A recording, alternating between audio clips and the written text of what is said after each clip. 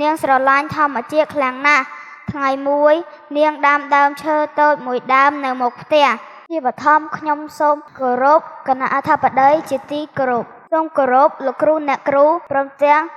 អ្នកអាណាព្យាបាលសិស្សា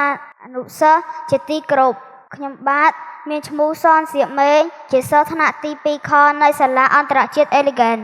ខ្ញុំបាទសូមអានអត្ថបទមួយដែលមានចំណងជើងថាក្មេងស្រីនឹងដើមឈើតូចមានក្មេងស្រីស្រស់ស្អាតម្នាក់រស់នៅ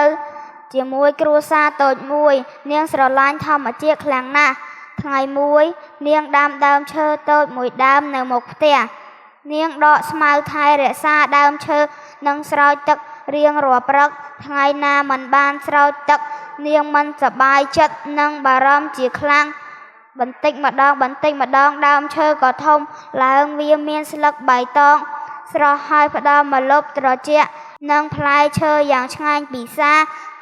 ពេលហត់នឿយពីការងារគ្រួសារនាងតែងតែមកសម្រាកលំហែក្រោមដើមឈើក្មេងស្រីមានសេចក្តីសុខនិងរំភើបចិត្តណាស់សូមអរគុណ